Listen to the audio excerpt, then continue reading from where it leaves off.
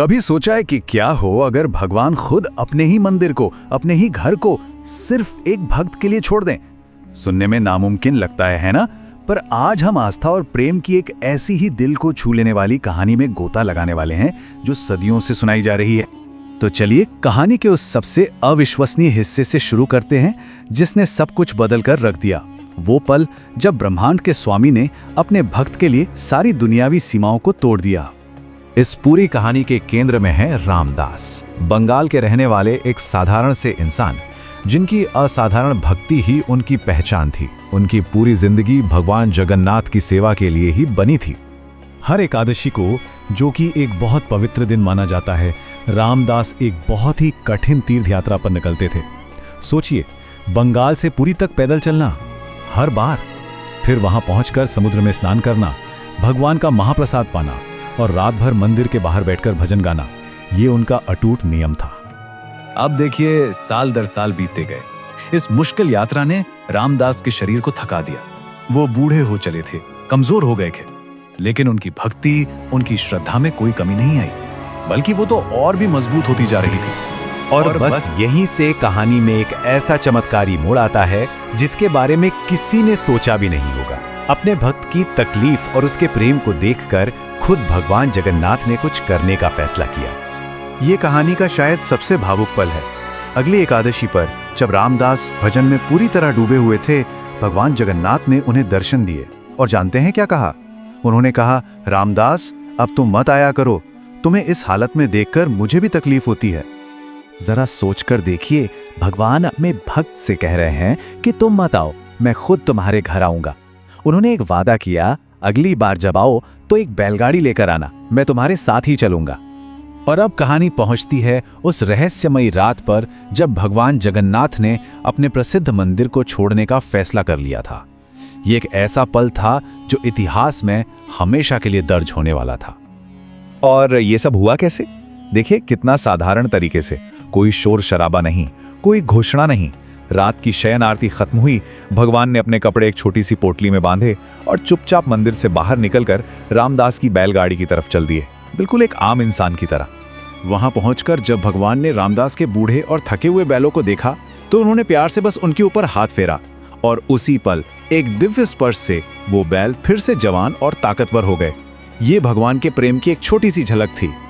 अब इस दृश्य की कल्पना कीजिए, जिसने पूरे ब्रह्मांड को बनाया है वो खुद गाड़ी की लगाम पकड़कर सारथी बन गए हैं और उनका भक्त रामदास आराम से पीछे बैठा है। इससे बड़ी दैवीय विनम्रता की मिसाल और क्या हो सकती है? लेकिन जहां एक तरफ भगवान अपने भक्त के साथ इस शांत यात्रा पर थे, वहीं दूसरी ओर पुरी के मंदिर में तो जैसे भूचाल आ गया था। वहां अफरा तफरी और गुस्से का माहौल था, क्योंकि कोई नहीं जानता था कि ये भगवान की ही लीला है। सुबह हुए, मंगला आरती का समय हुआ और पुजारियों ने देखा कि गर्भगृह में भगवान जगन्नाथ की मूर्ति ही नहीं है।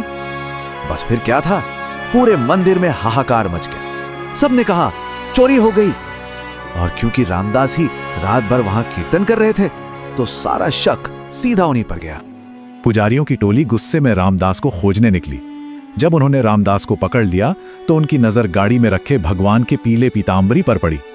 उनके लिए तो यही सबसे बड़ा सबूत था। बस बिना कुछ सोचे समझे उन्होंने बेचारे रामदास को मारना पीटना शुरू कर दिया। और तभी कहानी का सबसे नाटकीय पल आया। जैसे ही पुजारी रामदास को पीट रहे थे, पास के एक तालाब से एक गगनभेदी आवाज आई। ये आवाज खुद भगवान जगन्नाथ की थी, जो अपने भक्त को बचाने के लिए प्रकट हो गए थे। पर यह सिर्फ एक आवाज नहीं थी। जब भगवान प्रकट हुए तो उनके दिव्य शरीर से खून बह रहा था और उस खून से पूरा का पूरा तालाब लाल हो गया। ये इस बात का सबूत था कि रामदास पर पड़ी हर एक चोट असल में सीधे भगवान को लग रही थी। ये था भक्त और भगवान का अटूट रिश्ता। अब कहानी अपने उस पड़ाव पर पहुंचती है जहां इस कहानी का असली मतलब, यानी प्रेम का सच्चा वजन सबके सामने आने वाला था। असली परीक्षा तो अब होनी थी। अब पुजारियों को अपनी गलती का एहसास तो हुआ, लेकिन साथ ही उन्हें अपनी रोजी रोटी की चिंता भी होने लगी। वो भगवान से वापस मंदिर चलने की मिन्नतें करने लगे। तब भगवान ने उनकी परीक्षा लेने के लिए कहा, ठीक है, मेरे वजन के बराबर सोना तौल दो और मुझे ले जाओ। तो एक बहुत बड़ा तराजू लाया गया। एक पलड़े पर बैठे खुद ब्रह्मांड के स्वामी भगवान जगन्नाथ, और दूसरे पलड़े पे क्या रखा गया? दूसरे पलड़े पे रखी गई रामदास की पत्नी की सोने की एक छोटी सी नथ, और प्रेम से चढ़ाया गया सिर्फ एक तुलसी का पत्ता। और जो नतीजा आया उसने सबकी आंखें खोल दी। वो पलड़ा जिस पर सिर्फ एक नथ और एक तुलसी का पत्ता था, वो भारी हो गया। ये साफ साफ दिखा रहा था कि सच्ची भक्ति और निस्वार्थ प्रेम का वजन दुनिया की किसी भी दौलत, यहाँ तक कि खुद भगवान के भौतिक रूप से भी कहीं ज्यादा है। तो ये कहानी हमें एक बहुत गहरे सवाल के साथ छोड़ जाती है, एक ऐसा सवाल जो आज भी उतना ही जरूरी है। क्या ईश्वर को दौलत या बड़े बड़े कर्म कांडों से पाया जा सकता है, या फिर सच्चे निस्वार्थ प्रेम और श्रद्धा से? रामदास की कहानी इसका जवाब हमें दे ही देती है ना?